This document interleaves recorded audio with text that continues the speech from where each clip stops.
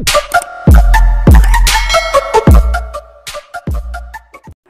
mga master! Welcome back again to our channel. Panibagong araw, panibagong kabanata na naman ang pagsamasamayin natin ngayong araw na ito. At kung bago ka sa ating channel, pag-click ang subscribe button and hit the notification bell para updated kayo sa ating mga susunod na videos. So mga master, bago natin simulan ang ating kabanata ngayong araw na ito, huwag po sana natin skip yung ads mga master no, dahil malaking bagay na po yan sa ating munting channel. So simulan na natin kabanata ngayong araw na ito. Let's go! Kabanata 6401-6420. Kabanata 6401. James nahulog tahimik. Si Bifren ay kusang inalok ang kanyang core, at walang nagpilit sa kanya. Sa makatuwid, ang paghihiganti ay hindi isang pagpipilian. Si Yuka ang pinakakasuklam-suklam sa kanila. Malinaw na siya ay lihim na nag-uudyok, ngunit walang magagawa laban sa kanya. Tiningnan ni Irian si James at sinabing, ang daan ng paglilinang ay puno ng mga tinak. Hindi lamang ang isa ay nangangailangan ng isang malakas na kalooban, ngunit ang isa ay dapat ding maging sapat na mapagpasya upang makagawa ng mga mahirap na pagpapasya. Panipi. Ginambala siya ni James, na nagsasabing, mas tulad ng pagpapasya na gawin ang anumang kinakailangan para sa iyong interes. Nakilala ko lang si Bifren, ngunit binigyan niya ako ng kanyang buhay. Natatakot ako na walang naniniwala na ginawa niya ito ng kusang loob. Ang Syrian ay nagbuntong hininga, si Yuka ay isang matalinong tao. Sinakripisyo niya ang kanyang buhay, alam na papatayin nito ang 2 ibon na may isang bato. Tiningnan ni James si Irian at sinabing, gusto ko lang kumpirmahin ang isang bagay. Kung hindi ko gusto ang kanyang core, namatay pa ba siya? Tumango si Irian, na nagsasabing, si Yuka at ang Grand Patriarch ay hindi sam-asang-ayon. Pagkatapos ng lahat, ikaw ang pag-asa ng Ying World.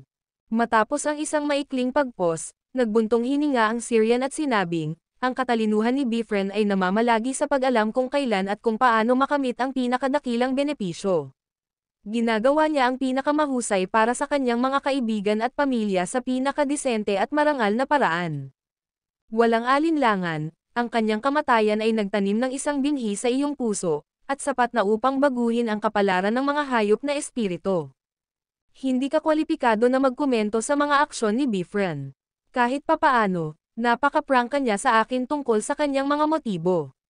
Batay sa nag-iisa, sa palagay ko ay mas mahusay siya kaysa sa iyo. Si Irian ay nababagabag sa pahayag, at isang pahiwatig ng kahihiyan ang sumabog sa kanyang mukha.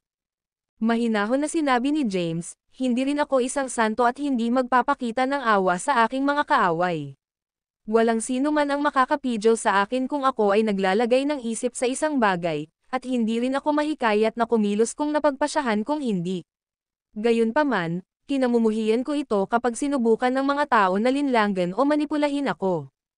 Napangiti si Irian ng walang magawa at tinanong, iyon ba ang dahilan kung bakit mo sinalakay si Yuka ngayon?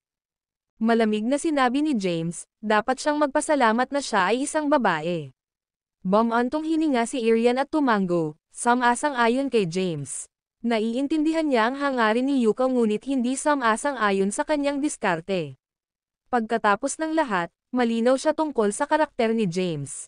Bilang Grand Chancellor ng Ying World, maaari lamang niyang mamagitan at maiwasan ang isang panloob na salungatan. Matapos ang maingat na pagsasaalang-alang, sinabi ni Irian, ang iyong kaguluhan sa yin-yang ay ganap na binuo. Anuman, si Yuka ang magiging tagasuri ng iyong ikatlong pagsubok. Hindi mo. Nakagambala si James, na nagsasabing, maaari tayong lumaban. Gayunpaman, may kondisyon ako. Hindi siya maaaring gumamit ng 30% ng kanyang lakas tulad ng ginawa mo sa akin. Sa halip, nais kong labanan niya ang kanyang buong lakas. Natigilan si Irian sa mga salita ni James at mukhang napahiya, tulad ng isang bata sa pagkawala matapos mailantad ang isang kasinungalingan. Tiningnan ni James si Irian at sinabing, huwag kang mag-alala tungkol sa pagkawala ko. Kung nabigo ako sa unang pagkakataon, susubukan ko ang pangalawa, pangatlo, ika-4, o maraming beses na kinakailangan upang talunin siya. Ngumiti si Irian ng mapait at sinabing, talagang determinado ka bang labanan siya hanggang sa huli? Ang video na ito ay edited by Urban Storytelling. Kabanata 6402. James ay sinabi ng mahinahon, gusto ko lang na maunawaan niya na hindi ako manahimik at maglaro kasama ang kanyang scheme. Ngumiti si Irian ng mapait, umupo sa tapat ni James, at sinabi, iba na ang mga bagay ngayon. Nililinang mo ang hakbang na Terrace Astride, form ng Dawn Blaze, at mga mata ng Yin yang mga mata. Mayroon ka ring panghuli gintong katawan, Nirvana Golden Bones, Chaos Essence, at ang Euriswan Genesis Bell. Maaaring hindi maging isang tugma si Yuka para sa iyo kahit na ginamit niya ang kanyang buong lakas upang labanan. Panipi. Umiling-iling si James at sinabing, hindi mo na kailangang i-flatter ako. Sa tabi nito, mas interesado ako sa kung anong uri ng sama ng loob ang mayroon ka sa angkan ng espiritu. Si Irian ay nagkaroon ng isang awkward expression, maliwanag na naabak ng mga katanungan. Matapos ang isang maikling pagpos, ipinaliwanag niya ang lahat. Ang pangkalahatang kwento ay tungkol sa kung paano nakipag-usap ang mundo ng Ying at sinubukan na makipag-ayos sa iba pang mga karera nang pinili nilang umatras mula sa mundo ng Tai Chi. Sa huli, maliban sa angkan ng espiritu ng hayop, walang ibang karera na handang sumunod sa kanila. Ang mundo ng Ying ay may isang tipan sa angkan ng espiritu ng hayop na hindi makakasama sa bawat isa. Ang parehong partido ay magbabahagi ng mga benepisyo at magtitiis ng mga paghihirap ng magkasama. Gayunpaman, natuklasan nila na ang mga mapagkukunan ay mahirap makuha sa walang bisa, at napatunayan na mahirap para sa karamihan ng mga nilalang upang mapagbuti ang kanilang paglilinang. Sa makatuwid, ang pagsasanay sa isang pambihirang powerhouse ay tunog tulad ng isang napakalayo na panaginip. Ang mga unang ilang taon ay mapayapa. Gayunpaman, ang mga powerhouse ng Ying World ay hindi mapigilan ang tukso na gamitin ang mga hayop na espiritu bilang mga mapagkukunan ng paglilinang. Sa huli, ipinagkanulo nila ang kanilang kasunduan at sinimulan ang pagpatay sa mga hayop na espiritu upang kunin ang kanilang mga cores upang mapagbuti ang kanilang mga ranggo ng paglilinang. Ang mga hayop na espiritu ay matingkad, at isang digmaan ang naganap sa pagitan ng mga powerhouse ng Ying World, na tumagal ng mahabang panahon. Natapos lamang ito matapos na gawin ng ninuno ng Yin ang inisyatibo upang makipag-ayos sa mga termino kay Bifren. Sa huli, ang dalawang partido ay umabot sa Tai Chi at hiniling ang masaganang mga mapagkukunan ng pagsasanay. Kung hindi man, nagbanta sila na bumalik sa mundo ng Tai Chi.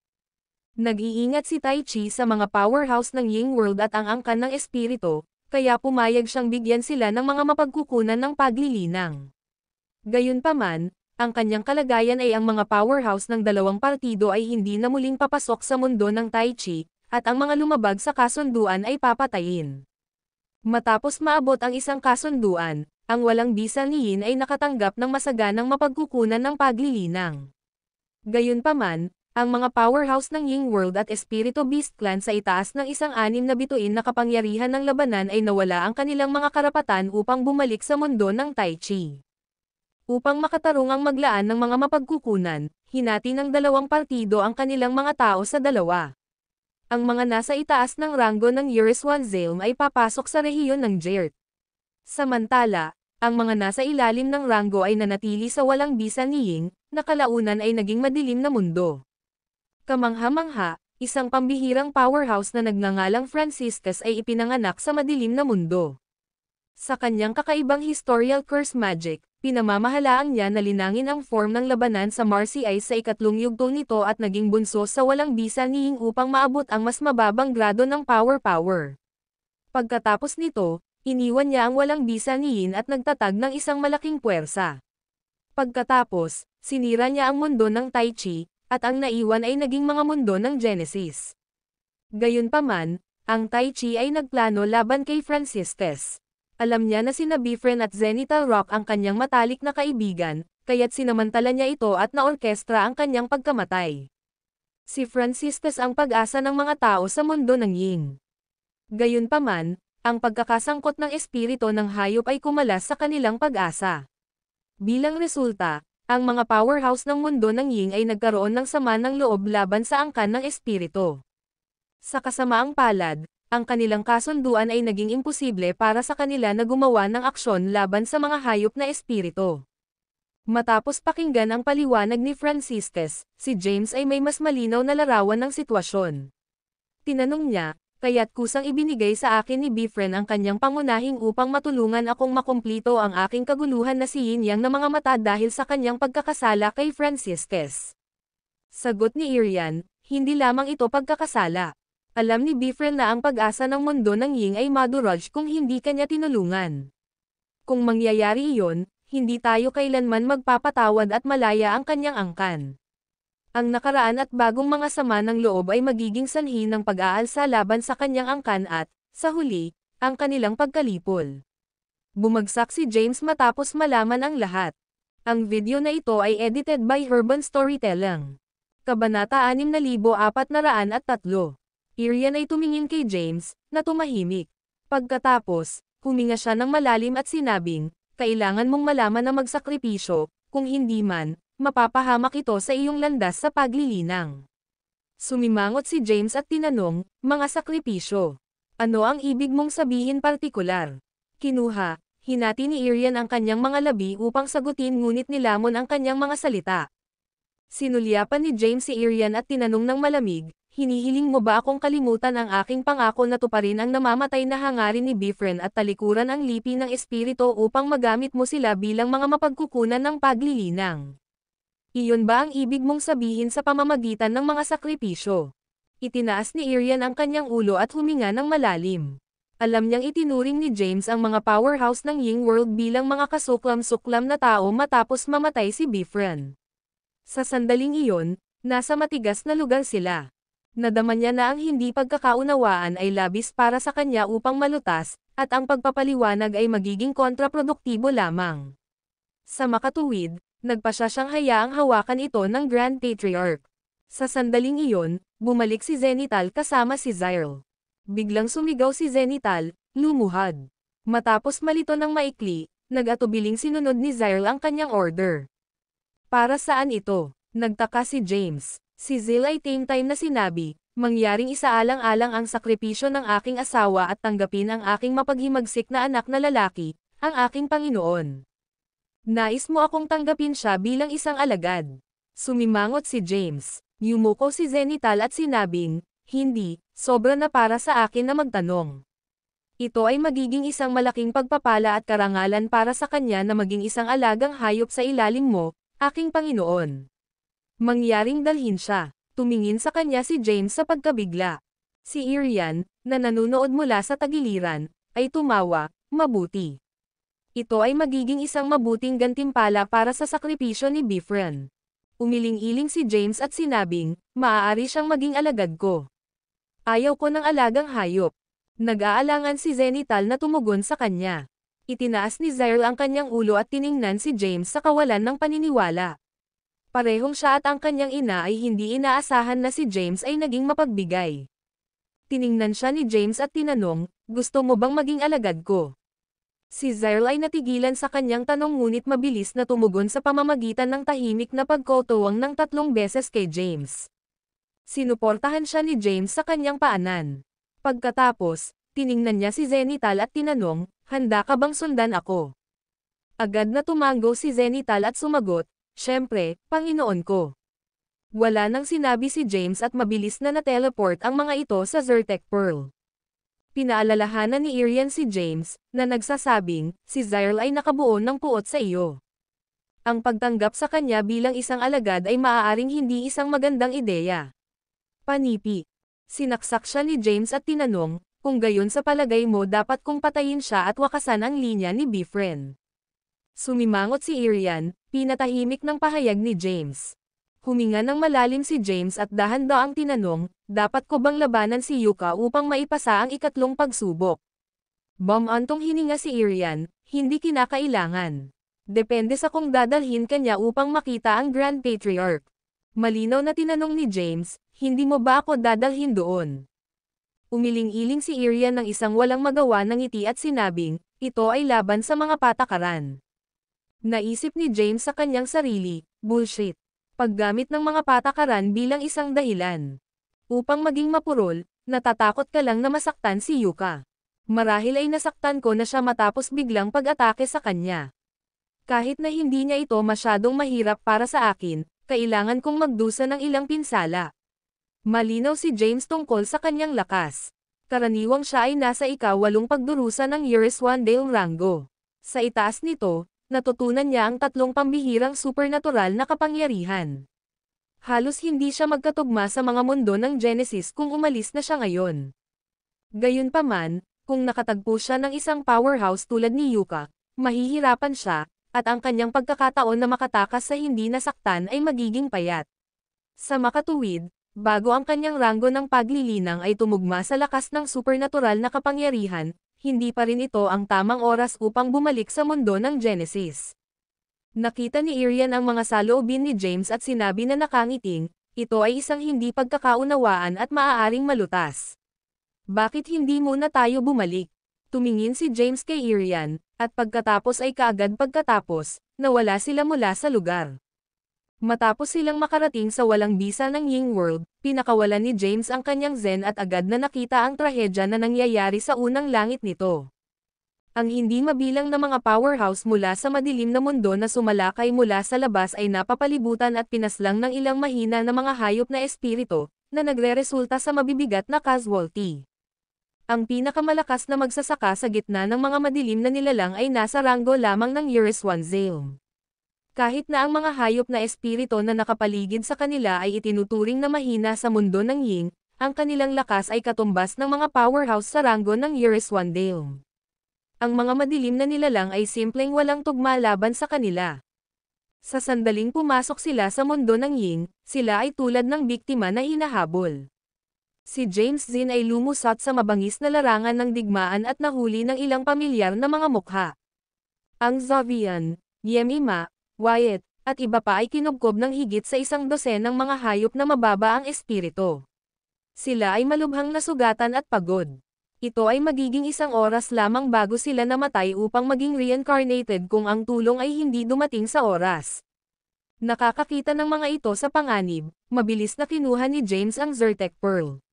Matapos maglabas ng isang maliwanag na glow, ang mga mababang antas ng mga hayop na espiritu ay nasisipsip dito. Sabik na sinabi ni Irian, ang mga hayop na ito ay ang aming mga alagang hayop. Hindi sila mga miyembro ng clan ng espiritu ng hayop.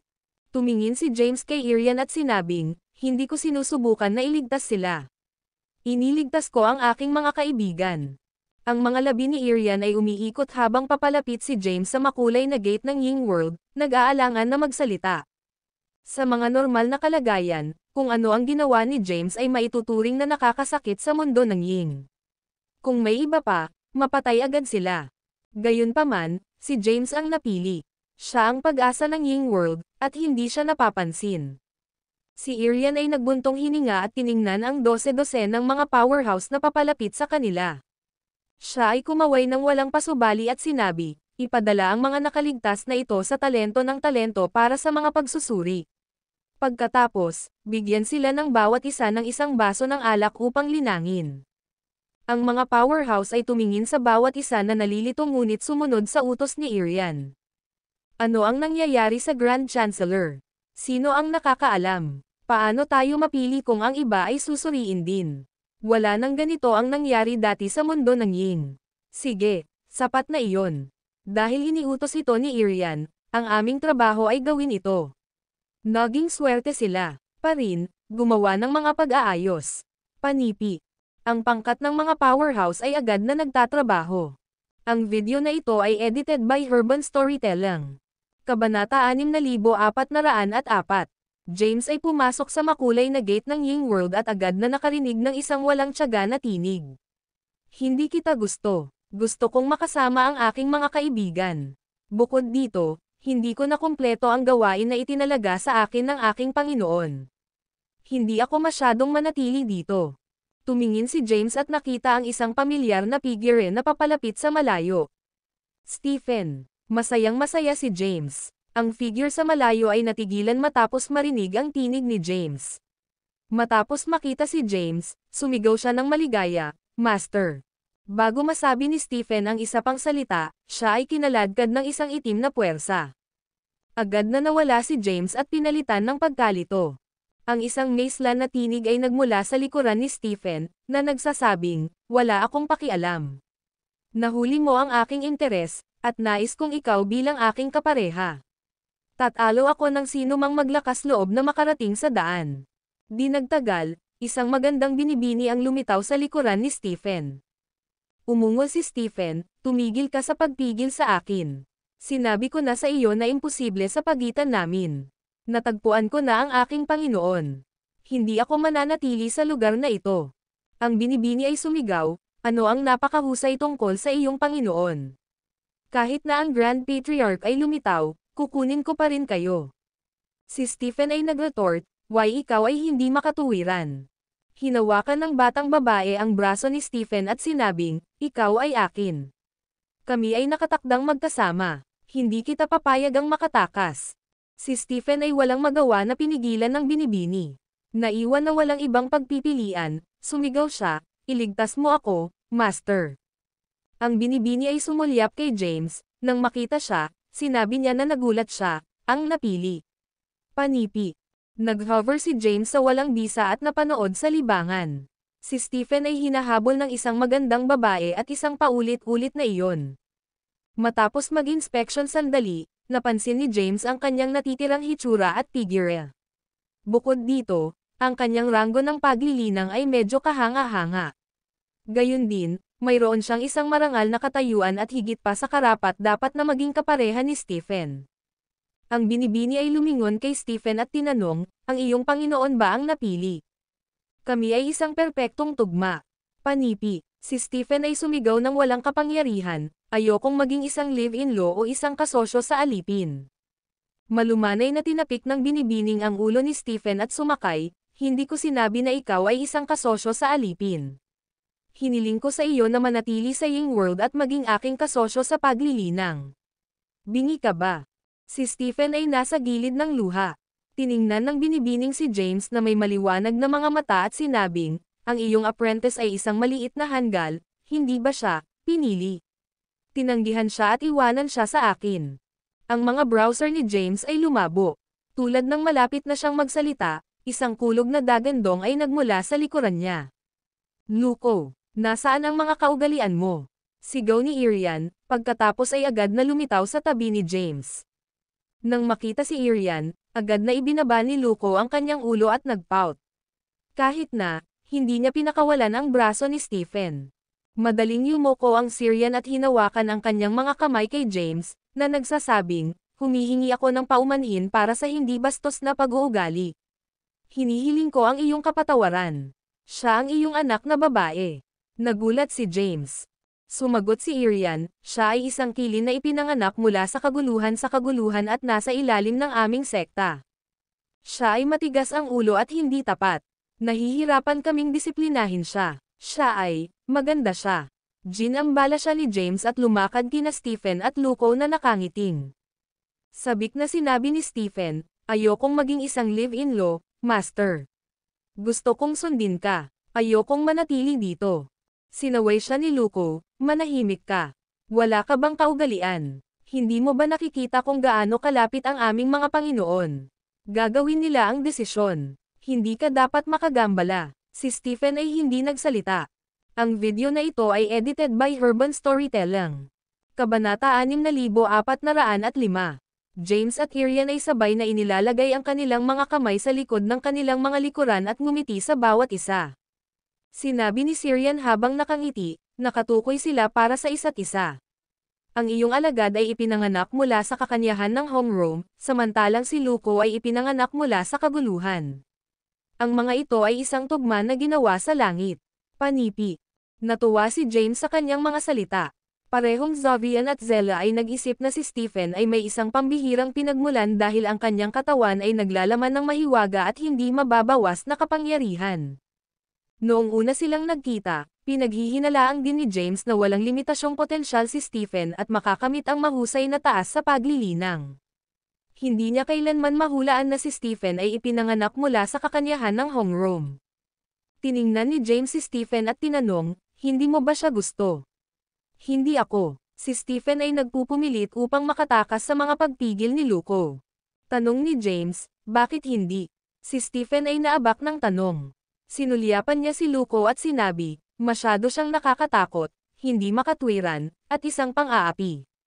Galit na galit si Luko sa kanyang mga salita at sinabing, "Hoy! Mayroon ka bang budi? Tinulungan kita sa mundo ng Ying, pinigilan ka na pinatay ng mga hayop na espiritu, at binigyan ka pa ng alak ng quartz upang maabot ang ikalimang pagdurusa ng Year Aseandeum Rango. Pagkatapos, itinuro ko rin sa iyo ang pangalawang form ng labanan ng Marcy Ice, na makabuluhang pinahusay ang iyong lakas. Paano ako isang pambubuli?" Panipi. Sina James at Irian ay tumingin sa isa't isa matapos marinig ang mga rants ni Luko. Samantala, ibinaba ni Stephen ang kanyang ulo ng isang malubhang at walang magawa na ekspresyon. Biglang pinakawalan ni Luko ang braso ni Stephen at sinabing, "Babala kita. Kung tatanggihan mo ako, papatayin kita at ilalagay ka sa loob ng tiyan ni Tujan. Hindi ka na makakaalis." Agad na sumugod si Stephen sa likuran ni James sa isang flash at nagtago mula sa Luko. Siya ay tila lubos na natakot at natatakot sa kanya, at ayaw niyang manatili sa kanya para sa isa pang segundo. "Panoorin ang iyong bibig, Luko." Bumantong hininga si Irian. Pagkatapos, tiningnan niya si James at sinabing, "Tungkol dito." Sinabi ni James na nakangiting, "Hindi rin natin ito mapipilit. Kahit na nakalaan sila para sa isa't isa, dapat silang maglaan ng oras. Hindi mo sila hilingin na magpakasal lamang at magkaroon ng kanilang kasal sa gabi pagkatapos ng kanilang unang pagkatagpo, di ba?" Si Irian ay natigilan sandali, pagkatapos ay siya ay nag-recompose at tumawa. Tumango siya, na nagsasabing, "Syempre. Dapat silang maglaan ng oras." Pagkatapos, itinuro ni Irian si Luko at sinabing, "Bumalik sa Chi-Ai sa palasyo at pagnilayan ang iyong mga aksyon ngayon. Hindi mo siya pipilitin. Ikaw." Bago matapos si Luko sa pagsasalita, isang light ray ang nakabalot sa kanya at nawala mula sa lugar. Pagkaraan nito, tinawag ni James ang ilang mga bola ng enerhiya at ibinigay ito kay Stephen. Pagkatapos, sinabi niya, "Dalhan mo sila at makipagtagpo kay Zovian at ang iba pa sa unang langit. Ibahagi ang mga ito sa pangkat, pagkatapos ay hintayin akong dumating." Panipi. Natigilan, tinanong ni Stephen, "Master, ano ka?" Ginambala siya ni James, na nagsasabing, "Huwag kang magtanong. Ginagawa mo ang kailangan mo. Tulad ng para sa iyong kasal kay Luko, pag-uusapan natin ito sa hinaharap." Sabik na sinabi ni Stephen, "Master, kung hindi ka umalis, hihilingin ko kay Luko na samahan ka pabalik." Ginambala muli siya ni James. Agad na natakot si Stephen sa kanyang mga wits. Mabilis niyang inalis ang mga bola ng enerhiya, umikot, at umalis. Sa sandaling iyon, isang napakalaking figure ang lumitaw sa walang bisa. Pagkatapos, marahas itong sumugod kina James at Irian. Pinaglaruan ni James, "Hehe. Sigurado ka na abala, G. Tautay." Si Irian, sa kabilang banda, ay ngumiti ng awkwardly. Bigla, lumitaw si Yuka mula sa likuran ng katawan ni Tautay. "Kung papayagan mo siya ngayon, dadalhin kita sa Grand Patriarch. May isang taong mas interesado ka doon." Sumimangot si James at sinabing, "Akala ko magtatago ka." Tinitigan ni Yuka si James at sinabing, "Mayroon akong malinaw na budi, kaya bakit ko itatago? Kung iginiit mo na ang kamatayan ni Bifren ay kasalanan ko, pagkatapos ay sisihin ko ito." Ang video na ito ay edited by Herban Storytelling. Kabanata 6406. Sensing ang panahunan na kapaligiran, mabilis na lumakad si Irian sa pagitan nila at sinabing, "Huminahon ka." Ito ay isang hindi pagkakaunawaan. Matapos ang lahat, walang hindi pagkakaunawaan, sumulyap si James kay Yuka at sinabing, ang pagkamatay ni Bifren ay hindi ang problema. Ito ang kanyang kumikilos na matalino at sinusubukan na manipulahin ang sitwasyon. Panipi. Tumahimik si Yuka sa mga akusasyon ni James. Si Irian ay tumayo nang walang magawa. Tumingin siya kay Yuka, pagkatapos ay lumingon kay James. Gayunpaman, pinigilan niya muli ang pagsasalita.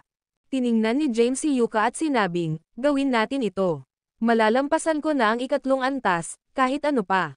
Hindi ko nais na madali ka sa akin. Kahit na ako ay malubhang nasugatan o nagtatapos sa pagkamatay, hindi bababa sa alam ko kung saan nakatayo ang aking lakas." Nang makita na ang labanan ay hindi maiiwasan, nagbuntong hininga si Irian. Tiningnan niya si Yuka na may kahulugan na para bang ipahiwatig siya upang maging madali.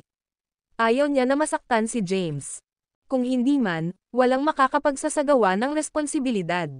Pagkaraan, humakbang siya. Si Tao Tai ay sumulyap kay James ng hiya, pagkatapos ay umakyat sa kalangitan kasama ang Eurus 1 Genesis Bell sa kanyang bibig, na iniwan ang puwang para sa dalawa upang labanan. Tiningnan ni Yuka si James at chuckled, nakikita mo na tinanggal mo ang isang potensyal na banta para sa amin, bibigyan kita ng isa pang pagkakataon. Hayaan siyang umalis, at papayagan kita sa ikatlong yugto. Pagkatapos, dadalhin kita sa Grand Patriarch at ang taong nais mong makita. O kung hindi, kailangan lang nating labanan ito. Panipi. Nag-squint si James at nag-sneer, kaya't sa wakas ay ibinababa mo ang kilos.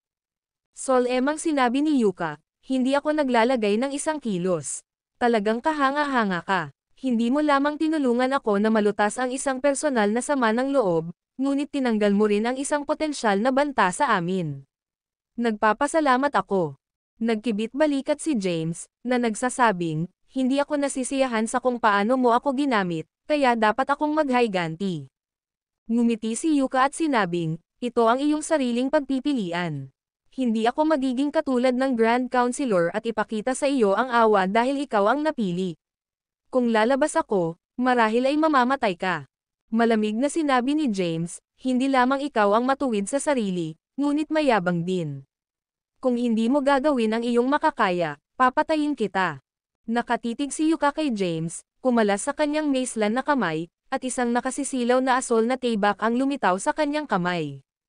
Sa unang sulyap, masasabi ni James ang taybak na naglalaman ng marilag na kapangyarihan, sapat na upang maging sanhi ng pagkawasak ng masa. Nagmamadali si Irian, Yuka. Hindi ito isang labanan sa kamatayan. Bakit mo ginagamit ang Hanlorn Sword? Ito ay isang kataas-taasang tool ng espiritu. Sumulyap si Yuka kay James at sinabing, siya ay may tunay na gintong katawan. Kung hindi ko gagamitin ang taybak na ito, hindi ko masisira ang kanyang mga panlaban. Hindi ako mapipigilan dahil dapat kong labanan ang buong lakas ko. Ang napili ay dapat na dumaan din sa ilang mga paghihirap. Marahil ay maaaring kailanganin niyang muling mag-reincarnate upang maging mas kapaki-pakinabang sa mundo ng Ying. Ikaw. Bago pa man matapos si Irian, sinulid ni Yuka ang kanyang mga daliri sa talon ng taybak. Agad na tumalon si James sa hangin at inihagis ang hakbang na Terrace Astride. Humakbang siya sa direksyon ng taybak at inikat ang kanyang kamao. Boom! Ang isang malakas na dagandong ay lumusot sa lugar. Si Yuka, sa kabilang banda, ay misteryosong nawala.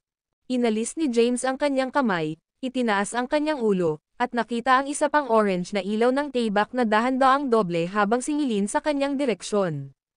Dali-dali niyang itinapon ang form ng Dawn Blaze at biglang nawala mula sa lugar. Ang orange na ilaw ng taybak ay naligo mula sa kalangitan at nagdulot ng mga pagsabog sa walang bisa, raising na hindi mabilang na mga bundok at palasyo sa lupa. Ang video na ito ay edited by Herban Storytelling. Kabanata 6407. Immediately pagkatapos, itinapon ni James ang pangatlong form ng labanan sa Marcy Ice at mga mata na yin-yang. Pagkatapos, lumitaw siya sa harap ni Yuka sa isang flash at hubad na ipinaglaban ang Hanlorn Sword. Ang mabilis na paghaharap ay nagdulot ng pagsabog, at ang isang malupit na clank ay sumisid sa walang bisa. Dalawang mga numero ang sumabog sa buong walang bisa, at ang kanilang energies ng taybak ay magkakaugnay. Ang kanilang makapangyarihang puwersa ay naging sanhi ng pag-ikot ng mga unibersidad. Bilang isang resulta, ang ilang mga planeta ay bumangga at gumuho. Ito ay isang showdown sa pagitan ng mga powerhouse na may 8 star battle power. Ang nasabing isang matinding labanan ay hindi pa naganap sa mundo ng Ying, at ang lahat ng mga nabubuhay na nilalang ay hindi makakatulong ngunit itigil ang kanilang ginagawa at tumitig sa kalangitan sa pagkabigla. Sa sandaling iyon, ang isang bahagyang translucent na itim na puwersa ay napuno at mabilis na tinakpan ang buong mundo ng Ying. Mabilis nitong hinihigop ang kumakalat na mga alon ng pagkabigla mula sa labanan, pagkatapos ay nagbago sa isang mahiwagang porma sayon upang maprotektahan ang mga naninirahan sa mundo ng Ying.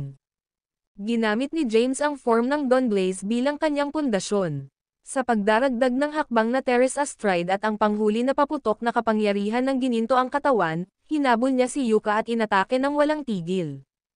Ang pangunahing layunin niya ay upang subukan ang kapangyarihan ng mga mata ng Yin Yang mga mata. Habang umaatake, ginamit niya ito upang i-lock ang mga galaw ng labanan ni Yuka at ang kanyang mga saloobin.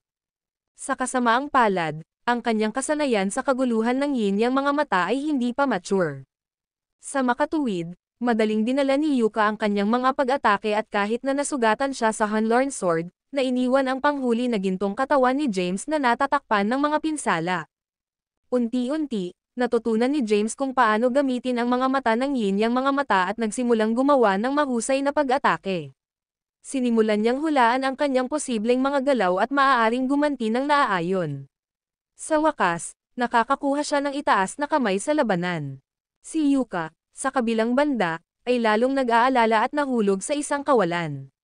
Natagpuan niya ang kanyang sarili nang walang pagkakataon na palayasin ang mga supernatural na kapangyarihan at maaari lamang umasa sa kanyang tibak upang labanan. Napilitan siyang patuloy na umatras at nasa pagtatanggol. Nararamdaman ni Irian na ang labanan ay nagiging matindi at nagmadali na sumigaw, "Okay, sapat na. Dapat magtapos na ang labanan ngayon." Sa kasamaang palad, ang kanyang mga salita ay nalunod. Itinapon ni James ang form ng Dawn Blaze, at hindi mabilang ng kanyang mga pagkatapos ng pag-agos sa buong kalangitan.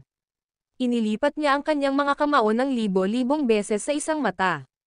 Ang kanyang mga pag-atake ay sobrang mabangis at walang humpay. Sinubukan ni Yuka na ipagtanggol ang kanyang sarili ngunit maraming beses na sinaktan at natapos na sakop sa mga bruises.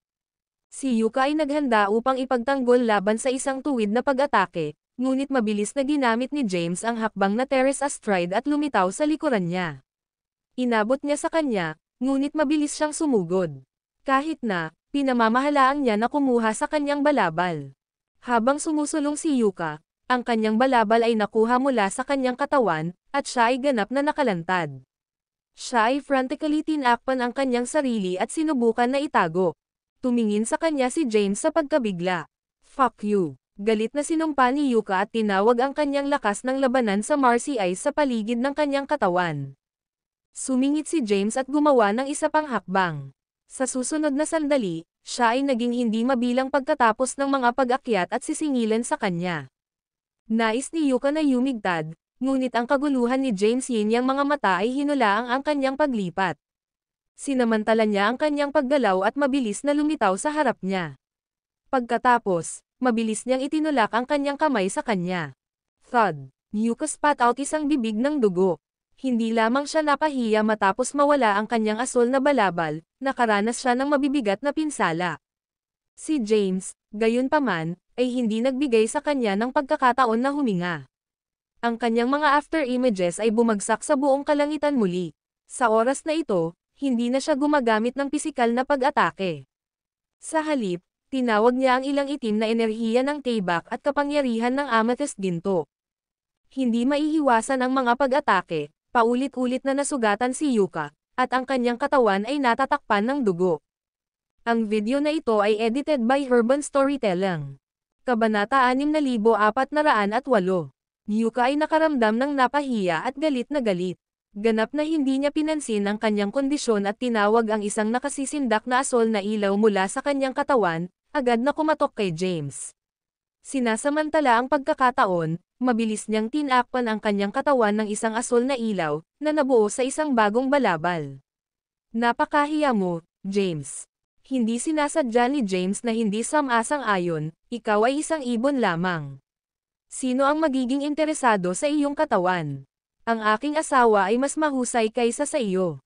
Nagalit si Yuka. Hinawakan niya ang Hunlorn Sword at pinakawalan ang ilang mga ilaw ng Tibak. Pagkatapos, sumigaw siya, "Mamatay!" Ang isang labis na halaga ng siyam na kulay na mga ilaw ng ilaw ay lumakad papunta kay James na may isang malakas na momentum. Sa sandaling iyon, ang Hunlorn Sword ay nagbago sa isang siyam na kulay na Tibak. Nagpalabas ito ng isang nakasisilaw na ilaw, na nagbigay ng isang malakas na aura. Nahaharap sa siyam na kulay na ilaw, si James ay nagtapon ng hakbang sa Terrace Astride at gumawa ng 7 hakbang, agad na pinipigilan ang mga ito na sumulong.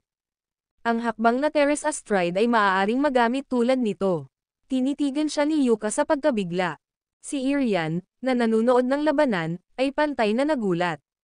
Ang iba pa sa mundo ng Ying ay natigilan din sa pinangyarihan. Si Yuka ay isa sa 3 mga powerhouse na may 8 star na kapangyarihan ng labanan sa mundo ng Ying. Mas mahalaga, siya ang pinaka-hindi mahuhulaan. Maging sina Irian at Tao Tai ay maaaring hindi isang tugma laban sa kanya. Sa labanan, ginamit niya ang Hanlorn Sword, ang tanging kataas-taasang tool ng espiritu sa mundo ng Ying, sa kauna-unahang pagkakataon. Gayunpaman, malinaw siya sa isang hindi magandang posisyon. Gusto ng lahat na malaman kung gaano kalakas ang napili. Gayunpaman, ang susunod na nangyari ay mas nakakagulat sa kanila. Matapos itigil ni James ang mga ilaw ng ilaw, bigla niyang inunat ang kanyang mga kamay, at isang marilag na itim at puting ilaw na nakapaloob sa kanila upang makabuo ng isang malawak na pagbuo ng taybak na naglalaman ng masamang kapangyarihan at kapangyarihan ng Marcy Eyes. Pagkatapos, sisingilan ito kay Yuka. Gumagamit siya ng mga pamilyar na kapangyarihan. Nagulat, sumigaw si Irian, itago, Yuka. Siya ay umaatake sa kaguluhan ng kakanyahan at masamang kapangyarihan. Sa sandaling natapos niya ang kanyang pangungusap, ang maraming kulay na ilaw ng taybak ay lumusot kay Yuka, at nawala siya. Sumigaw si Irian sa kawalan ng pag-asa, hindi. Sa sandaling iyon, lumipat ulit si James. Inaktibo niya ang form ng Dawn Blaze at sinisingil sa alon ng mga ilaw ng ilaw, at isang mas maliwanag na itim at puting ilaw ay sumabog.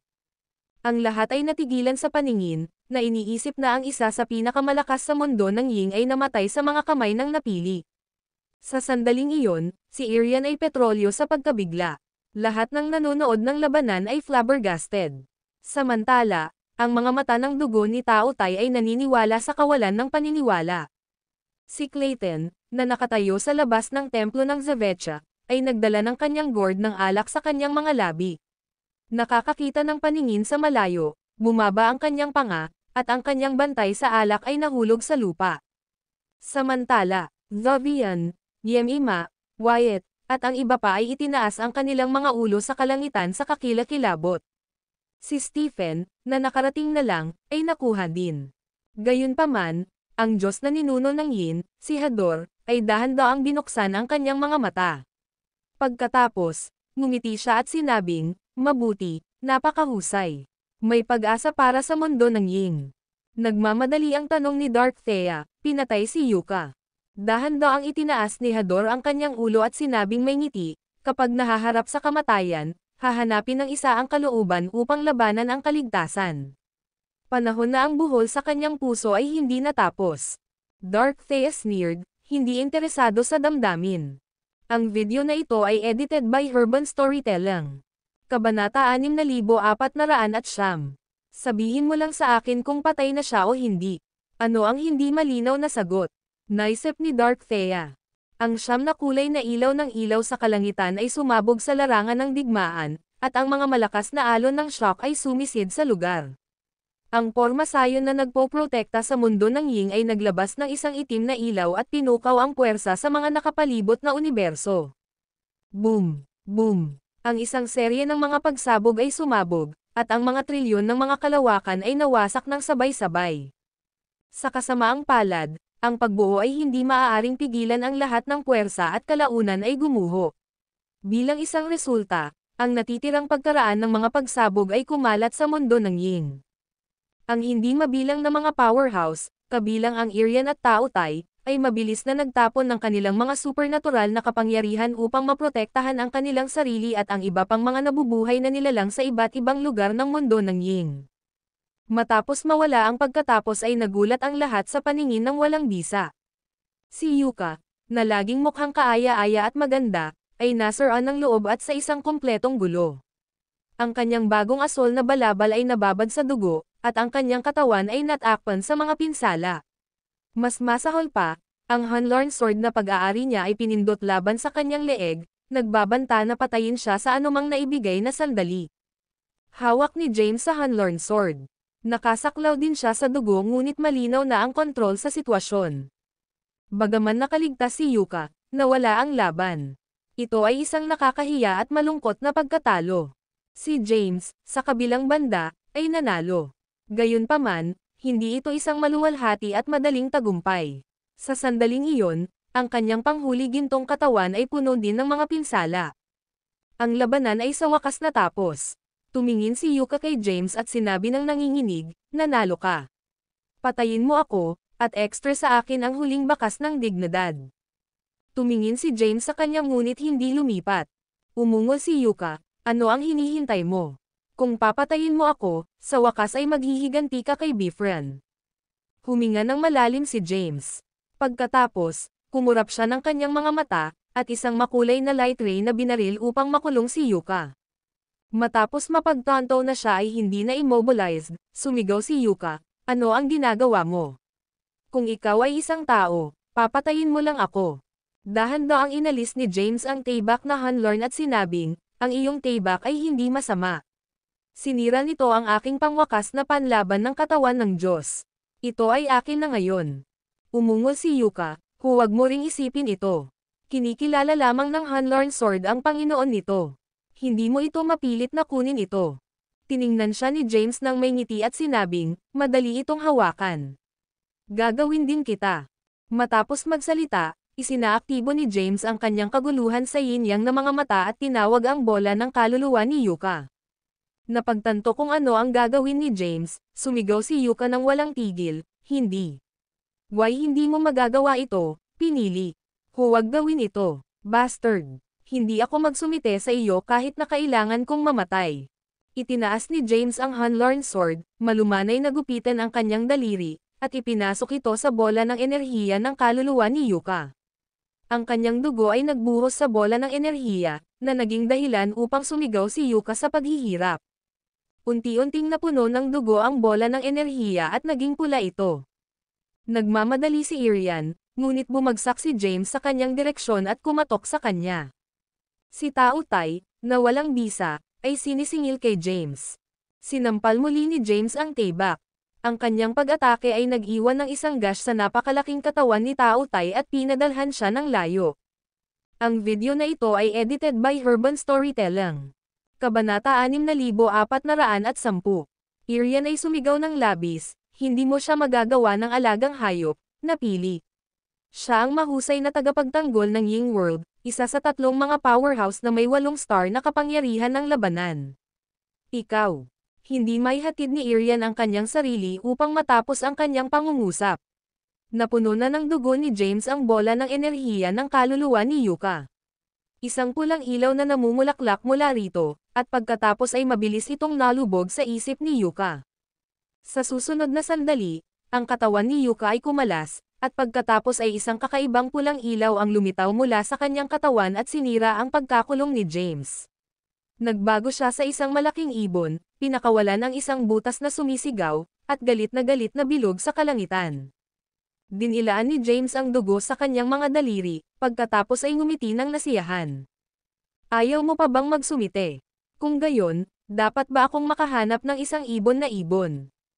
Matapos ang pag-ikot ng langit ng ilang beses, umungol si Yuka, bastard.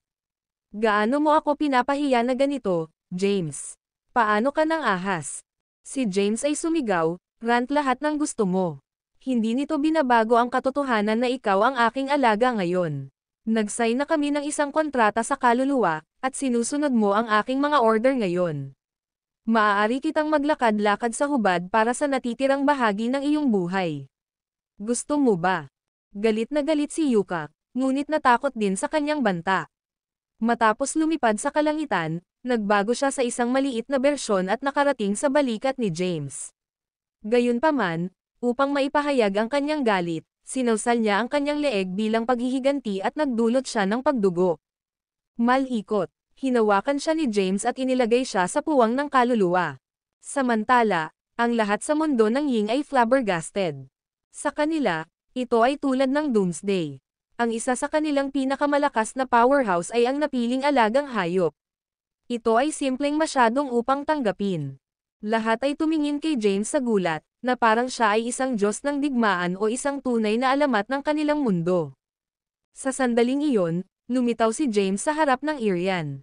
Nang makita na si Irian ay nasugatan sa kanyang nakaraang pag-atake, sinabi ni James na humingi ng tawad, G. Irian, pasensya na. Inihayag ni Irian ang kanyang kamay at sinabing, mabuti. Dapat kang lumayo sa akin. Natatakot ako na ibabalik mo rin ako sa isang alagang hayop. Nagkibit balikat si James matapos makita ang distansya ni Irian, at sinabi ng walang kasalanan, "Ako ba ang kasamaan? Gusto ko lang hilingin sa iyo ng isang bangal ng kaguluhan na absinthe upang pagalingin ang aking mga sugat. Ikaw ay talagang matapang." Sa sandaling iyon, isang nakakapangit na pagtawa ay nagmula sa walang bisa. Sumimangot si James matapos marinig ang tinig. Samantala, nagbago ang ekspresyon ni Irian at mabilis siyang lumuhad sa lupa. Takot na takot siya kaya hindi man lang siya maglakas loob na huminga ng ibang hininga. Si Tao Tai, na nagagalit sa galit, ay naging tahimik din.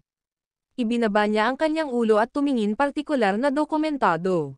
Si Yuka, na nasa loob ng puwang ng kaluluwa ni James, ay nagsimulang mag-flap ng kanyang hangin ng walang tigil. Nang maglaon, pinamamahalaan niya upang masira at mabilis na lumipad patungo sa taong lumitaw.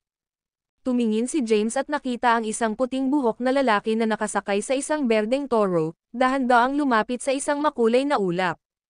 Ang video na ito ay edited by Urban Storytelling. Kabanata 6411. Ang buhok, kilay ng lalaki, at balbas ay kasing puti ng hamog na nagyelo. Ang kanyang aura ay tila ethereal, at parang siya ay isang walang kamatayang pagkatao. Maging si James, na nagtatanim ng mga mata ng yin-yang mga mata, ay hindi makita sa pamamagitan ng kanyang lakas ng paglilinang. Madaling lumipad si Yuka sa kanya at lumapag sa kanyang balikat na parang siya ang kanyang tunay na Panginoon. Si James ay bahagyang natakot ngunit naitala pa rin ang lakas ng loob at sumigaw, "Bumalik ka, Yuka. Kung hindi, makakahanap ako ng isang ibon na kasama mo." Nang inig si Yuka at sinabing, "Mangyaring iligtas mo ako, Grand Patriarch." Mahinahon na tumugon ang matatandang lalaki, "Dahil naging alagang hayop ka, dapat mong sundin ang mga order. Kahit na ikaw ang primogenitor ng Flying Spirit Beast at isang powerhouse na may 8 star na kapangyarihan ng labanan, hindi nakakahiya sa iyo na maging kanyang alagang hayop. Sa halip, nakakuha ka ng isang malaking pagpapala ng hindi sinasadya." Ang puso ni Yuka ay sabik na sabik. Siya ay umaasa sa Grand Patriarch upang itaguyod ang hustisya para sa kanya at hindi inaasahan na makasama siya kay James. Ang kanyang pag-asa na makatakas sa kapalaran ng pagiging isang alagang hayop kay James ay agad na nasira. Noong nakaraan, palagi siyang may mataas na katayuan at naging mapagmataas. Matalino siya sa parehong kasanayan sa sibil at militar. Halos wala siyang mga kalaban. Hindi kailanman naisip niya na ang isang katulad niya ay magtatapos sa mga kamay ni James. Pinili ng isa. Bumaba ang matandang lalaki sa berdeng toro at lumakad papunta kay James. Yumuko siya at hinawakan ang kanyang mga kamay ng magalang. Si James ay na-fluster upang magkaroon ng isang taong may labis na pagbaw sa kanya. Siya ay frantically waved ang kanyang kamay at sinabi, "Why hindi ka ang yin ninuno Diyos, ikaw ba?" Tumugon ang matatandang lalaki, "Iyon ako. Ako ang yin na ninuno na si Hador Delms." Bumagsak si James sa pagkabigla. Nabanggit ni Irian na isang tao lamang ang may 9 na star na labanan sa mundo sa Ying World. Agad na ipinapalagay ni James na ang matatandang lalaki ay may 9 na star na labanan ng labanan dahil ang kanyang kaguluhan na si Yin Yang ay hindi matukoy ang kanyang ranggo ng paglilinang. Pinaghihinalaan din niya ang taong hindi bababa sa ranggo ng Zeklan. Shit! Kung siya ay nasa ranggo ng Zeklan, pagkatapos ay toast ako dahil sa pagpapahirap sa dalawa sa kanyang pinaka-pinagkakatiwala ang mga subordinate. Kailangan ko bang muling mag-reincarnate? Naisip ni James. Maingat niyang tinanong, "Narito ka ba upang maghiganti at parusahan ako?" Humihiganti. Malinaw na natigilan si Hador sa kanyang tanong, pagkatapos ay sumabog ang pagtawa. Pinaihit niya ang kanyang balbas at tinanong, "Anong uri ng krimen ang nagawa mo?" Itinuro ni James si Yuka na nakapatong sa balikat ng matatandang lalaki, pagkatapos ay tiningnan si Tao Tai na nag-hover sa walang bisa. Agad na naintindihan ni Hador at sinabi na nakangiting, "Sila ay mayabang, iniisip na mas malakas sila kaysa sa iyo. Ito ang kanilang sariling kasalanan. Kung may sino mang parusahan, magiging mahina sila." Agad na nadama si James. Ngumiti siya at sinabing, "Naglalaro lang ako kasama si G. Tao Tai. Ako." Irian, ilayo si Tao Tai. Biglang nag-ambala si Hador kay James. Si Irian ay nagtitingin ng tingin kay Yuka, pagkatapos ay nawala sa Tao Tai. Inihayag ni Hador ang kanyang kamay, at isang tunog na hindi tinatagusan ng tunog na nakabalot sa kanila.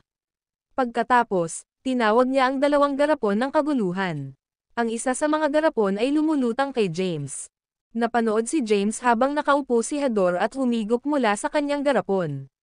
Ngumiti siya, pagkatapos ay hinawakan ang garapon at umupo sa tapat niya. Ang video na ito ay edited by Urban Storytelling. Kabanata 6412. Hador ay tumingin kay Yuka at sinabing, "Bumalik ka sa iyong Panginoon." Nanatili si Yuka sa lugar, tumangging sabihin ang isang salita. Ginasing niya si James, na maliwanag na hindi pa tinatanggap ang kanyang kapalaran. Binuksan ni James ang kanyang garapon ng Chaos Absinthe at sinabing, "Mabuti. Dapat niyang tratuhin muna ang kanyang mga pinsala." Pagkaraan nito, itinuro ni James ang garapon ng Chaos Absinthe. Nang hindi naghihintay kay Yuka o Hador na magsalita, kinokontrol niya ang alak at itinuro ito sa bibig ni Yuka. Sabik na sinabi ni Hador, hindi niya maubos ang kaguluhan na ganito. Bago siya makatapos ng pagsasalita, si Yuka ay malakas na nagpapakain ng isang bibig ng kaguluhan na absinthe. Isang nakasisilaw na asol na ilaw ang sumabog mula sa kanyang katawan, at ang kanyang katawan ay nagsimulang umikot. James, bastard ka. Sinusubukan mo ba akong pahirapan? Ikaw, napasa si Yuka na lasing at nahulog mula sa balikat ni Hador. Sa kabutihang palad, mabilis na nahuli siya ni James at na-teleport siya sa kanyang kaluluwa. Sige, tahimik na ito. Nagkibit balikat si James kay Hador. Nagulat na nagtanong si Hador, nilalayon mo ba iyon? Itinaas ni James ang garapon ng Chaos Absinthe sa kanyang mga labi, humigop, at sinabing, mayroong ilang mga bagay na nais kong talakayin tungkol sa kanya, kaya hindi siya dapat narito. Tumawa si Hador na tumatawa, pagkatapos ay sinabi, ikaw ay isang kagiliw-giliw na tao. Siya ay magiging walang malay nang hindi bababa sa isang enterpop. Mahinahon na sinabi ni James, mabuti. Natatakot ako na manatili ako sa mundo ng Ying nang higit sa isang enterpop. Tumango si Hador at sinabi, tila malinaw ka tungkol sa buhol sa kanyang puso pati na rin ang sama ng loob na mayroon siya laban sa klan ng Espiritu at Bifren, di ba? Tinitigan siya ni James at tinanong, sa palagay mo ba sinusubukan kong maghayganti sa pagkamatay ni Bifren? Huminga ng malalim si Hador at sinabing, si Yuka ay malambot at banayad sa ibabaw ngunit medyo matigas ang ulo at mayabang. Sa katunayan, maaaring mas masahol pa siya kaysa kay Taotay. Para sa kanya na iwanan ang mundo ng Ying, ang nangyari ay hindi maiiwasan. Tumingin si James kay Hador at sinabing, salamat sa pag-unawa, Ginoo. Malumanay nang umiti si Hador at sumagot, pumasok ako sa ranggo ng Zeklan sa pamamagitan ng isang stroke ng swerte. Nagtataka ako kung bakit pinili mo si Yuka na ilabas ang mundo ng Ying. Tinanong ni James, bakit hindi? Ngumiti si Hador at sumagot, sa tatlong mga powerhouse na may 8 star na kapangyarihan ng labanan, si Irian ang pinakamatalino at pinakamahusay sa pagsusuri ng mas malaking larawan. Siya rin ang primogenitor ng mga ninuno. Ayaw niya na disiplinahin ngunit ito ang pinakamalakas. Bukod dito, siya ang pinakamadali upang makontrol. Siya ay bagyo sa pamamagitan ng mga hadlang at patuloy na singilin. Si Yuka, sa kabilang banda, ay calculative. Hindi rin siya nahuhulaan at ang pinaka hindi mapigilan sa tatlo. Tiningnan ni Hador si James at sinabing, ang hula ko ay si Taotay ang iyong unang pagpipilian, kasunod ni Irian. Matapos marinig ang pagsusuri ni Hador, tumawa si James at tinanong, kaya, gumawa ako ng maling pagpipilian. Inihayag ni Hador ang kanyang kamay at sinabi na nakangiting, hindi. Siyempre hindi, mayroon kang 2 quintessential na puso, kaya nag-usisa ako kung paano mo pinili. Tiningnan siya ni James at tinanong, dahil sinusubukan mong subukan ako, maaari ba akong magtanong muna? Ang video na ito ay edited by Urban Storytelling. Kabanata 6413. Hador ay tumango ng basta-basta at sinabing, sige. Bumantong hininga si James, kung hindi ako mali, sinusubukan ng mundo ng Ying upang masira ko ang kasalukuyang balanse ng mga labas ng mundo at hamanin ang batas ng Tai Chi, di ba? Tumango si Hador ng walang pag-aatubili at sumagot, syempre. Gayunpaman, may mahabang paraan upang pumunta. Maaari ka lamang maging isa pang Francistes. Nagkibit balikat si James, na nagsasabing, wala akong pakialam. Ang sama ng loob ng aking asawa kay Tai Chi ay hindi malulutas. Kahit na hindi mo ako tinutulungan, susundan pa rin natin siya. Sumang-ayon si Hador, kung gayon mas mahalaga na pumili ka ng isang katulong na may parehong layunin at mga halaga tulad mo. Mahinahon na sinabi ni James, ang isang sundalo ay naglalagay ng sandata, pinipili ang mga armas, at bagyo sa larangan ng digmaan. Ang isang commander ay estratehiya at tinitiyak ang pagpapatupad. Walang alinlangan na ang Irian ay nagtataglay ng malawak na kaalaman at isang mahusay na estratehikong karapat-dapat na maging isang komandante. Gayunpaman, mas mainam kung mananatili siya sa mundo ng Ying upang mamuno sa pangkalahatang sitwasyon. Ipagkatiwala ko rin siya sa mga gawain ng madilim na mundo. Samantala, si Tao Tai ay napakalakas at maaaring lunukan ang buong mundo, huminto si James at nagbuntong hininga, gayunpaman, siya ay masyadong agresibo at walang kontrol. Mahirap para sa akin na sakupin siya. Tumingin si Hador sa mga mata ni James at tinanong, iyon ba ang dahilan kung bakit mo pinili si Yuka? Nakatanong si James, hindi ba sapat ang dahilan? Pakiramdam ko ay hindi mo sinasabi sa akin ang buong katotohanan, James. Ngayon na tayo ay umiinom dito, dapat tayong maging bukas at matapat. Naramdaman ni James na nakikita ni Hador mismo sa pamamagitan niya. Tila kung hindi siya nakakuha ng isang matapat na sagot, tatanggi siyang turuan ang Zen Supreme Sutra. Marahil ay maaari pa niyang ibalik ang suporta ng mundo ng Ying. Matapos itong isipin ng lubusan, natagpuan ni James ang kanyang saloobin na medyo makatwiran. Pagkatapos ng lahat, ang pag-asa ng mundo ng Ying ay nasa kanyang mga balikat. Ngumiti si James at sinabing, tama ka. Ang pinakahuling layunin namin ay masira ang kontrol ni Tai Chi sa iba't ibang mga mundo, ibagsak ang batas ng Tai Chi, at masira ang mga paghihigpit na pumipigil sa amin na pumasok sa ranggo ng Deklan. Matagal nang kinokontrol ni Tai Chi ang iba't ibang mga mundo at nakaugat ng malalim sa loob nila. Bukod dito, tuso siya at mapanlin lang. Hindi siya namamahala sa batas lamang ng Tai Chi o ginagamit ang kapangyarihan ng mga pangunahing puwersa. Sa halip, mayroon siyang isang buong sistema na nag-compass ng mga powerhouse sa buong iba't ibang mga mundo.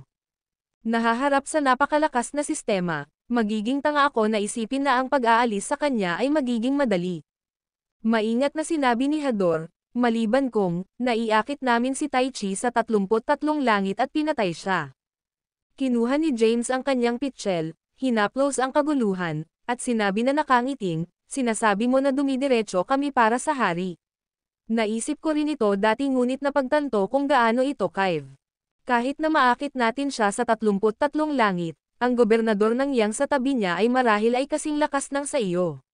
Gayun din, si Tai Chi ay dapat na nakakatakot na malakas. Tumanggaw si Hador bilang tugon. Sinabi ni James na same time, kaya kung nais nating makamit ang ating layunin, dapat nating putulin ang kanyang mga sanga. Tatanggalin natin ang kanyang mga puwersa at dahan-daang magtrabaho papunta sa kanya. Iyon lamang ang aming pagkakataon na magtagumpay.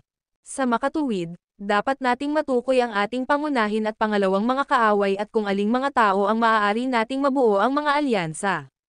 Sa pamamagitan nito, matutukoy natin kung sino ang dapat nating alisin muna at mag-recruit sa ating panig. Ang pagpatay sa kanya ay hindi magiging madali. Maraming dapat isaalang-alang at magplano. Bumalik noon, naabot ni Franciscus ang rurok ng Years One Day ranggo ng ika-9 na pagdurusa. Pinagkadalubhasaan din niya ang ikalawang yugto ng Dawn Blaze form, ang pangatlong form ng labanan sa Marcy Ice at Champagne ang Magic. Mayroon siyang 7 star na kapangyarihan ng labanan, ngunit tingnan kung ano ang nangyari sa kanya. Ginagamit ni Tai Chi ang kanyang mga batas at sistema upang mapang-api ang mga nabubuhay na nilalang ng Ying at Yang worlds. Sa huli, ang kalagayan ng mundo ng Ying ay hindi kailanman napabuti. Ang video na ito ay edited by Herban Storytelling. Kabanata 6414. James ay nagsalita ng bagay ng katotohanan at may malupit na katapatan. Nadama ni Hador na napaliwanagan ng mga salita ni James, at bigla siyang natanto. Palagi niya itong natagpuan kung paano si Franciscus, ang henyo na itinaas ng mundo ng Ying, ay nabigo na gumawa ng anumang mga pagbabago. Ang lakas ni Franciscus ay maaaring mangibabaw sa mundo ng Tai Chi. Gayunpaman, Kahit na matapos niyang masira ang mundo ng Tai Chi, ang mga nakatagong powerhouse ng Yang World ay hindi muling lumitaw. Sa huli, nabigo ang kanilang plano. Ngayon, sa wakas ay natagpuan na niya ang sagot. Ang pagpatay ay gagawa ng isang sikat at kinatakutan sa isang maikling panahon.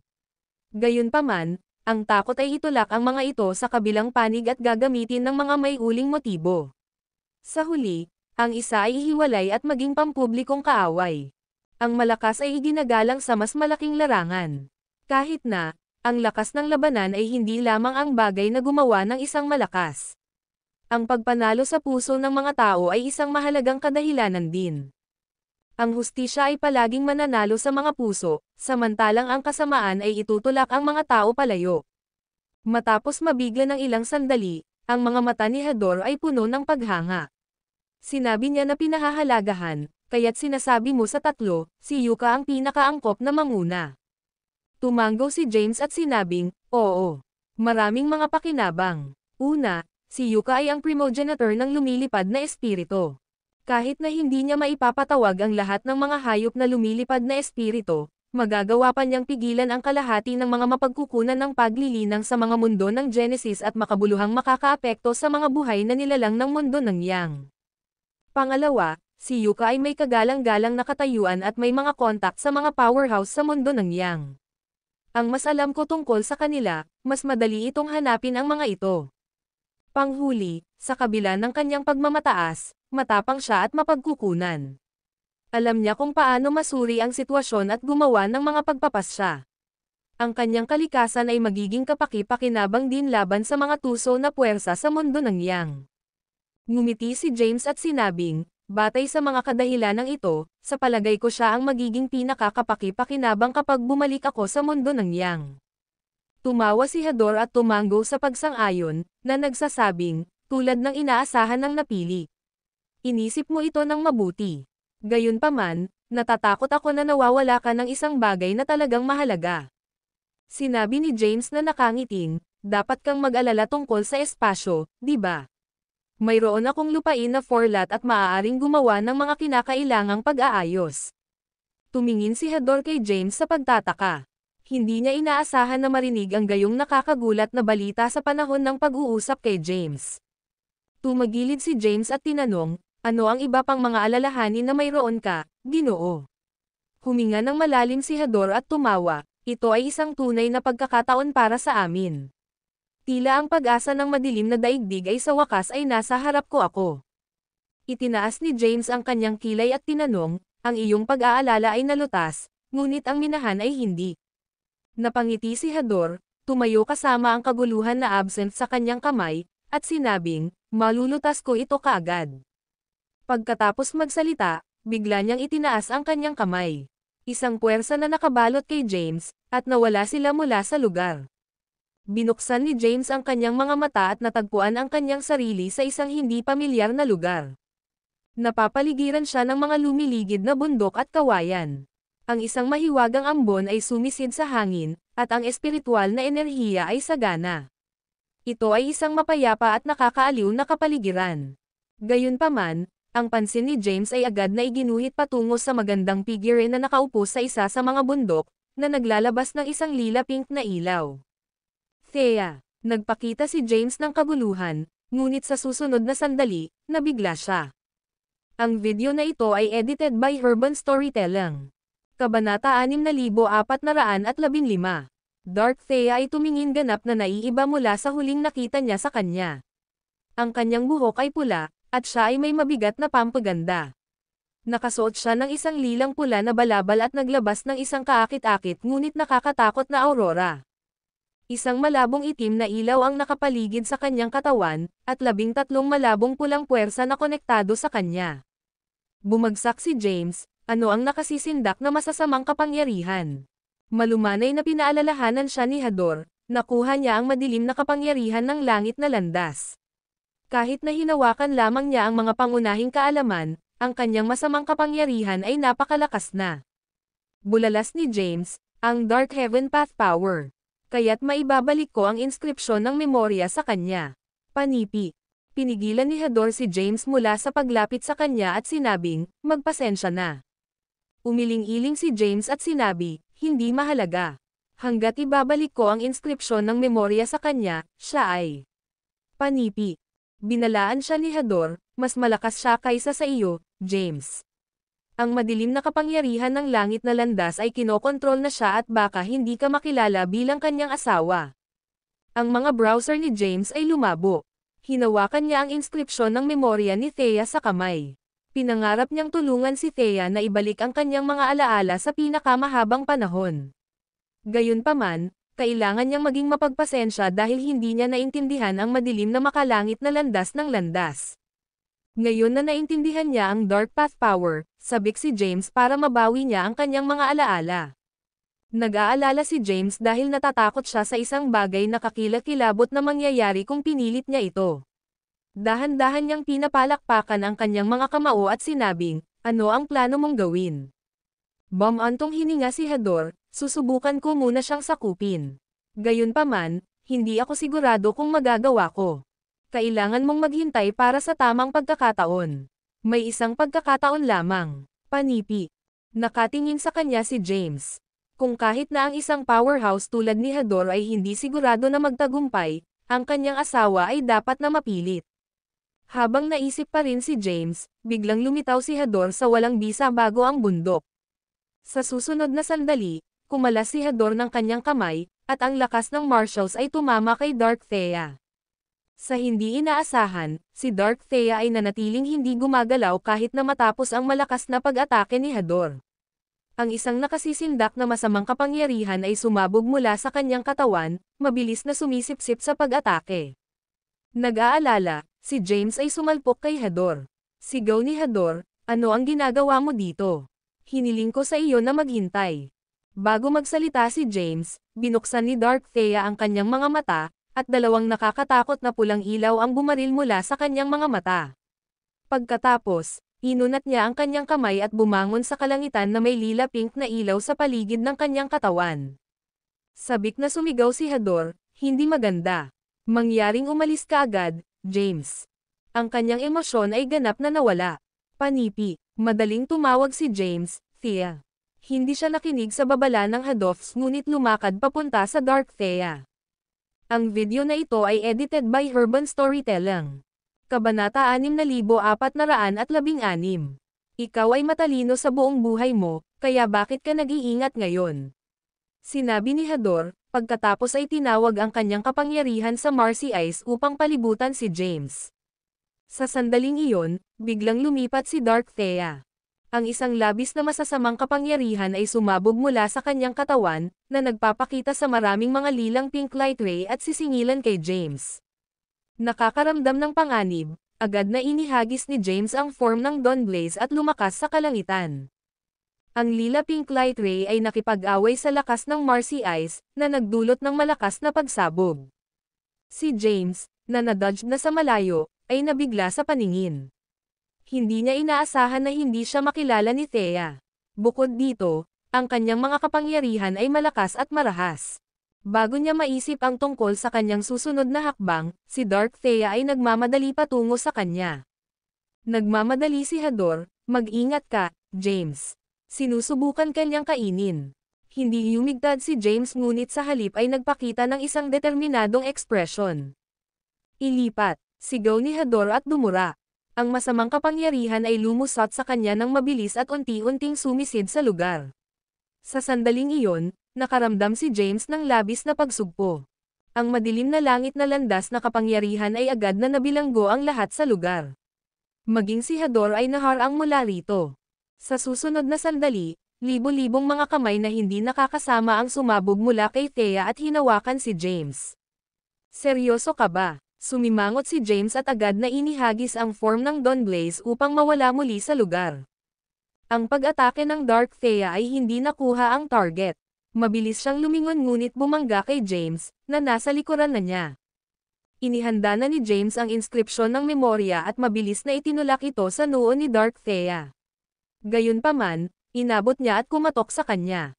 Ako ay walang ingat, bulalas ni James habang siya ay pinadalhan ng libu-libong mga light years ang layo. Kapag pinatatag niya ang kanyang sarili, naglabas siya ng isang bibig ng dugo. Ibinaba ni James ang kanyang ulo at nakita ang isang lila pink na palma sa kanyang tunay na gintong katawan. Nagulat siya na si Dark Thea ay napakalakas. Tila kailangan niyang ipagsapalaran ang kanyang buhay upang maibalik ang inskripsyon ng memorya sa kanyang katawan. Sa sandaling iyon, si Dark Thea ay sisingilan sa kanya ng isang malakas na masamang kapangyarihan muli. Mabilis na hinarang siya ni Hador. Dark Thea at Hador cast supernatural powers, na nagreresulta sa isang matinding labanan. Sila ay pantay na naitugma, at ang hindi mabilang na mga universo sa paligid nila ay nagsimulang umikot ng mabilis. Ang kanilang mga nagngangalit na kapangyarihan ay nawasak ang ilang mga planeta. Ang mga shockwaves na dulot ng kanilang paghaharap ay mapupuksa ang mga ordinaryong nilalang na nabubuhay. Habang kumalat ito sa buong unibersidad, maraming mga lugar ang nawasak. Gumamit si Hador ng isang mahiwagang supernatural na kapangyarihan upang atake sa iba't ibang bilis. Nahaharap sa pag-atake ni Dark Thea, nagawa niyang neutralisahin ang mga ito. Gayunpaman, hindi siya makalapit sa kanya. Ang Dark Thea ay tulad ng isang mabangis na hayop, at ang kanyang kapangyarihan ay sumabog. Pinaikit ni James ang kanyang kamao habang pinapanood niya silang lumaban. Ang video na ito ay edited by Urban Storytelling. Kabanata 6417. James na ito ang tanging pagkakataon na matulungan ang Dark Thea na mabawi ang kanyang mga alaala. Ngayon na tinutulungan siya ni Hador, ang mga pagkakataong magtagumpay ay tumaas. Sa makatuwid, handa siyang ipagsapalaran ang kanyang buhay upang maibalik ang mga inskripsyon ng memorya sa kanyang katawan. Matapos gawin ang desisyon, itinapon ni James ang hakbang ng Terrace Astride at gumawa ng 6 na hakbang sa walang bisa. Sa sandaling iyon, ang mga paligid ay tila tumigil sa paglipat. Si Hador at Dark Thea, na walang bisa, ay tumigil din sa pagkabigla. Sinamantala ni James ang pagkakataon at sumabog bago mag-cast ng form ng Dawnblaze.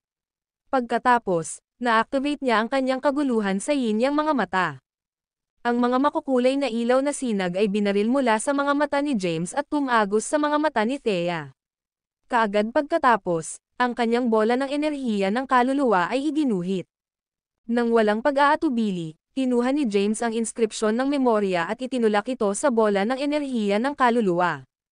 Sa sandaling ang inskripsyon ng memorya ay tumagos sa bola ng enerhiya ng kaluluwa ng Thea, nabawi muli niya ang kamalayan. Ang hindi mabilang na Dark Lotus ay agad na lumitaw mula sa likuran niya at nakapaligid kay James. Nadama ni James ang Marcy Eyes at kapangyarihan ng Historial sa kanyang katawan na pinatuyo. Ang kanyang tunay na gintong katawan ay sumabog sa isang nakasisilaw na itim at puti na ilaw din. Ang kanyang kaluluwa ay nakaramdam ng labis na sakit, ngunit nagpatuloy siya, alam na ito ang kanyang huling pagkakataon. Mababalik niya ang kanyang mga alaala hanggat ang inskripsyon ng memorya ay ganap na pumasok sa kanyang bola ng enerhiya ng kaluluwa. Handa siyang mawala ang kanyang base sa paglilinang at ang kanyang buhay para dito. Mapangahas, sigaw ni Dark Thea, clenched ang kanyang mga kamao, at sinaktan ang panghuli na gintong katawan ni James. Si James ay naglabas ng dugo, at ang mga bitek ay nagsimulang bumuo sa buong kanyang katawan. Kahit na, tumanggi siyang ilipat at patuloy na pilitin ang inskripsyon ng memorya sa kanyang bola ng enerhiya ng kaluluwa. Mamatay. Umungol si Dark Thea, na pinakawalan ang libo-libong mga pag-atake sa kanya. Hindi na makatiis si James. Ang itim at puti na ilaw na sinag na naglalabas mula sa kanyang katawan ay lumago, at agad siyang sumire mula sa pag-agaw ng Dark Lotus. Ang mga pag-atake ay kumatok sa kanya, ngunit pinamamahalaang pa rin niyang bigyan ang inskripsyon ng memorya ng pangwakas na pagtulak sa bola ng kaluluwa ng Dark Thea. James, sigaw ni Hador, pagkatapos ay nagmamadali upang mahuli siya. Sa kasamaang palad, ang lakas ay masyadong malakas, at itinulak sila ng daan-daang mga light years ang layo bago tuluyang huminto. Bakit? Bakit pupunta sa mga nasabing extents? Malungkot na sinabi ni Hador. Si James ay nasa gilid ng kamatayan. Mapatla ang kanyang mukha, at ang dugo ay tumutulo sa kanyang mga labi. Kahit na, hindi niya ipinakita ang kanyang sakit. Sa halip, chuckled siya. Ginawa ko ito, Ginoo. Ginawa ko ito. Bumantong hininga si Hador. Sinabi ko sa iyo na tutulungan kita na makahanap ng isang paraan. Bakit mo ginawa? Sinabi ni James na may malungkot na ngiti, Asawa ko siya. Ito ang responsibilidad ko. Napakahirap ka. Pagkatapos magsalita, tiningnan ni Hador si Dark Thea sa pagkabigla. Isang malabo na pilak puting ilaw na nakapaloob sa madilim na Thea. Wala na siyang uhaw sa dugo at umupo sa walang bisa tulad ng isang matikas na diyosa.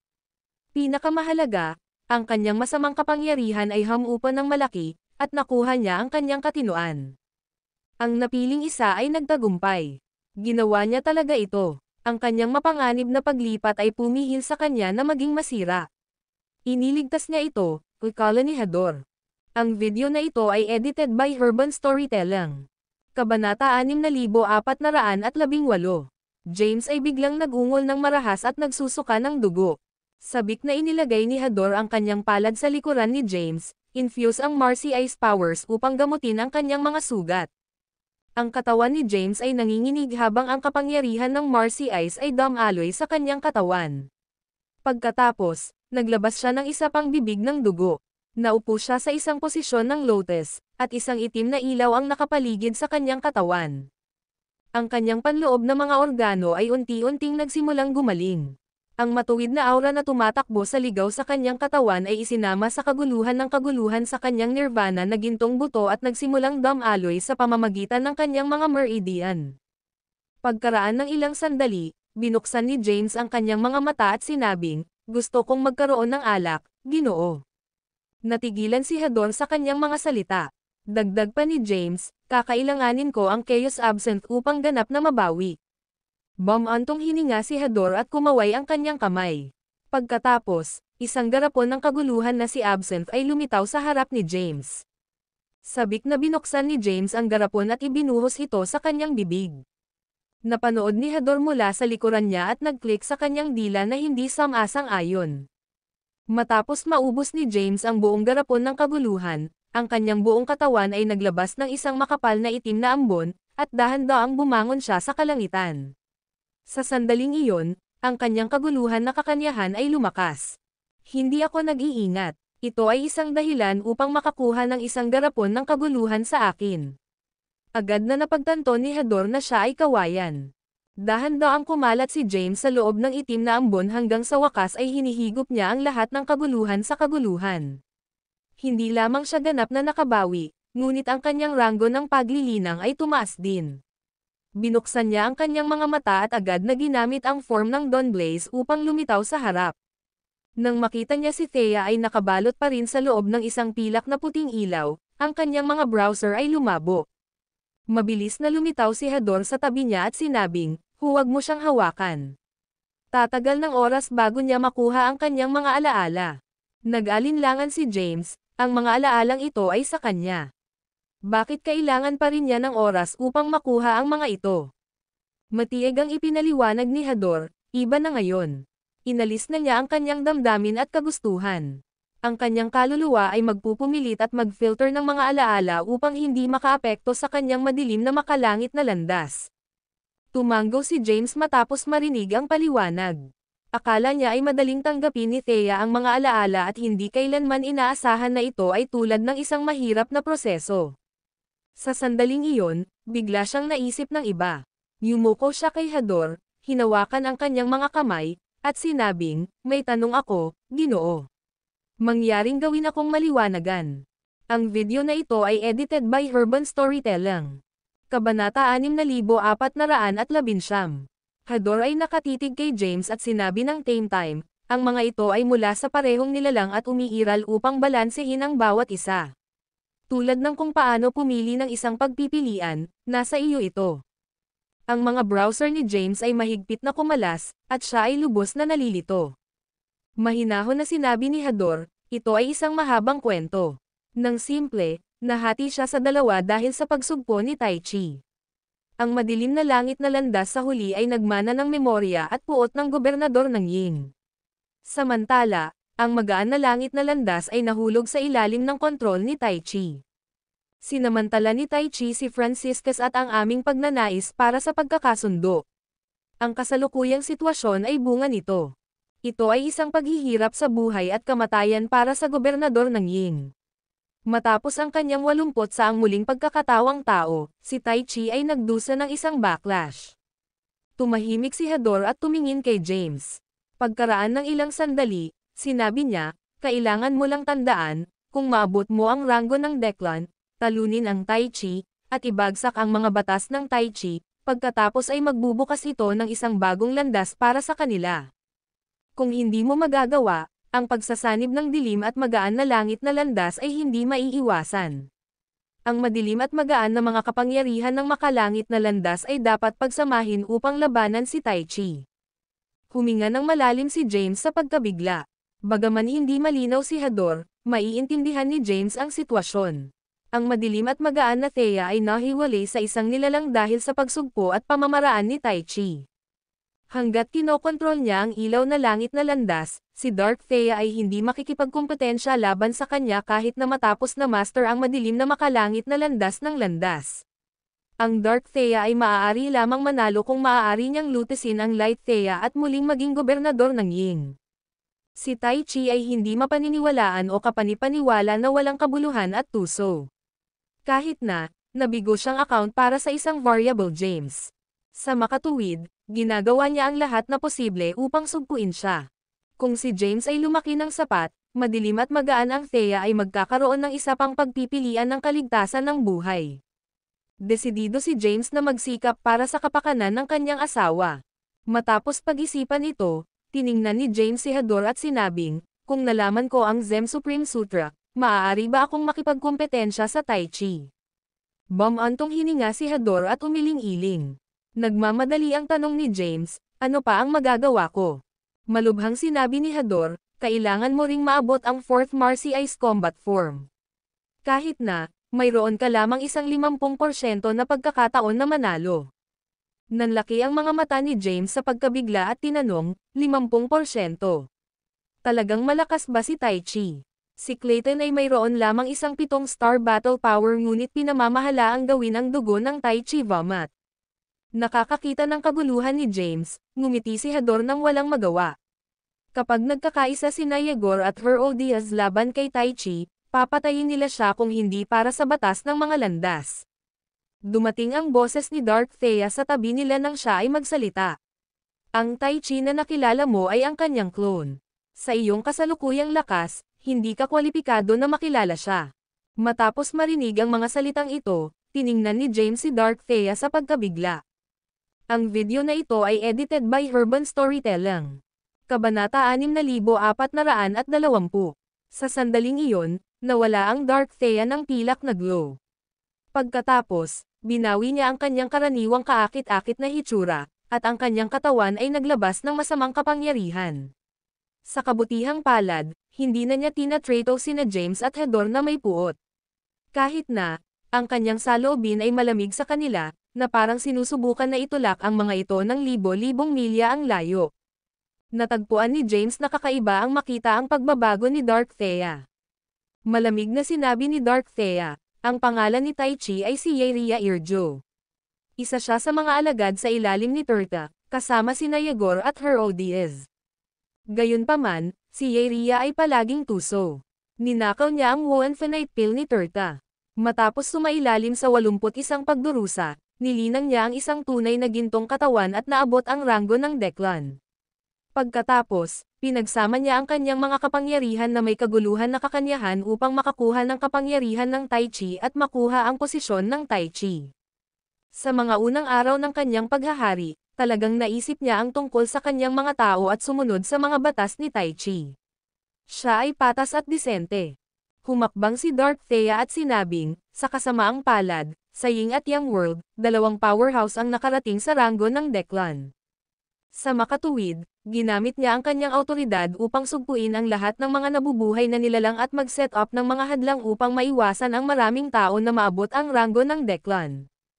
Tungkol sa mga nakarating sa ranggo ng Zeklan, nag-recruit siya hanggat maaari. Ang mga tumanggi na magsumite sa kanya ay pinatay. Bumagsak si James sa pagkabigla. Hindi niya inaasahan ang kasalukuyang Tai Chi na magnanakaw ng posisyon. Sa wakas ay naintindihan niya kung bakit tila nagalit si Yegor at Hero Diaz. Biglang tumayo si Hador at sinabing nakangiting, ngayon nagising ka, kayong dalawa ay dapat magkaroon ng oras. Tatalakayin natin ang tungkol sa mga hindi maligayang bagay sa paglaon. Tiningnan niya si James at sinabing, kapag tapos ka ng makipag-chat, lumapit sa ipinagbabawal na lugar upang makita ako. Pagkatapos magsalita, mabilis na nawala si Hador mula sa lugar. Si James at Dark Thea ay naiwan. Nagkatinginan sila sa isa't isa sa katahimikan, ngunit tila may libo-libong mga salita na sasabihin.